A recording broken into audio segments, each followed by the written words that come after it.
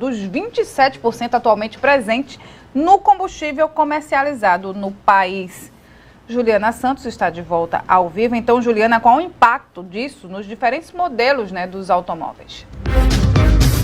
Renata, voltamos aqui no Manhã Cidade agora para falar sobre esse assunto, né, esses testes que estão sendo feitos aqui no Brasil. Eles fazem parte do programa Combustível do Futuro. Para a gente entender melhor como é que vai funcionar isso, eu converso agora com o Lucas Bandeira, que é especialista em carro e mecânica. Lucas, bom dia, bem-vindo à Rádio Cidade. Qual o objetivo do aumento, né, da quantidade do etanol na gasolina? Bom dia. Então, essa questão do aumento seria, no caso, para tentar tanto diminuir o valor do combustível, isso aí seria um cálculo teórico, quanto para diminuir a quantidade de poluentes. E também tem a questão das empresas as usinas de etanol que tem no Brasil, que no caso a gente vai também melhorar essa questão de distribuição, melhorar várias questões em relação às empresas nacionais, né? Quais as vantagens, então, dessas alterações?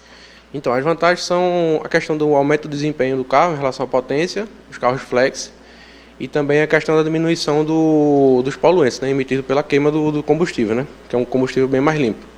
E é um dos objetivos desse programa, né, diminuir aí a quantidade de emissão do gás carbônico, mas existe aí desvantagens para os veículos nesses casos? Tem várias desvantagens, principalmente para os veículos novos e carros com injeção direta de combustível, né?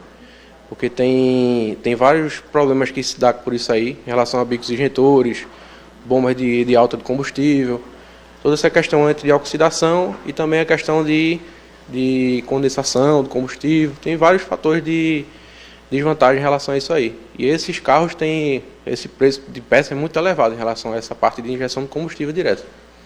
No caso, isso vai diferenciar de veículo para veículo, no caso, nas vantagens e desvantagens do uso desse combustível? Isso, com certeza. Em relação a veículos novos com tecnologias de injeção direta, como eu falei, tem um impacto muito maior do que os veículos mais antigos, com injeção comum de combustível, que é o que a gente está acostumado até mais ou menos aí na 2015, por aí. Aí depois foi começando a entrar essa nova geração de veículos em relação a motores, né? Motores bem mais modernos. Ô Lucas, ainda está em fase de testes, né? Essa quantidade maior de etanol na gasolina aqui no Brasil.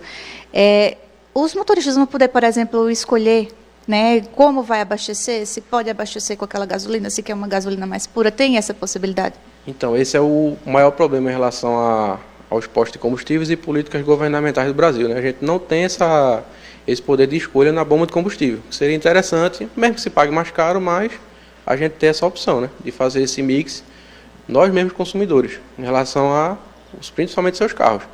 A gente tem 2 tipos de gasolina premium no Brasil, não sei se pode falar qual é a marca, né, mas a gente tem 2 tipos assim, em oferta em postos, só que essa questão do teor alcoólico na gasolina, a gente não pode escolher, elas são as mesmas da gasolina comum. Ô Lucas, a expectativa aí é que seja um pouco mais barata a gasolina, com essa maior quantidade de etanol dentro dela?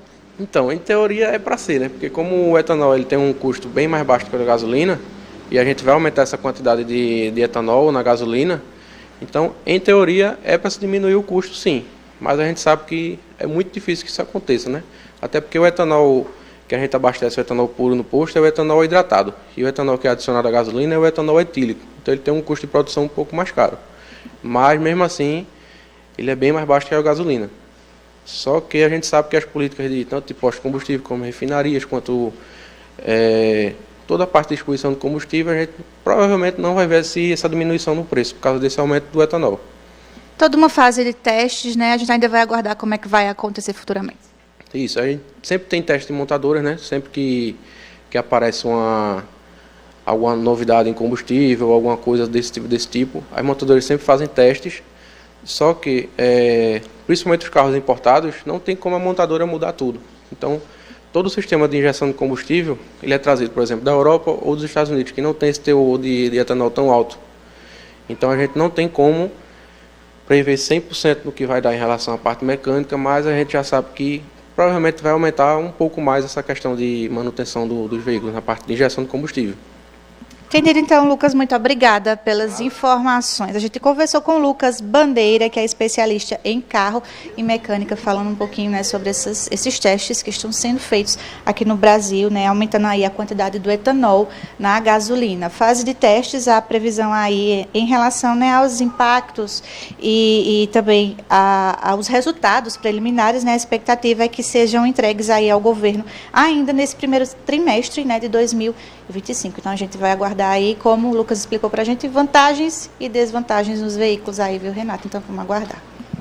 Obrigada, Juliana. 10h22.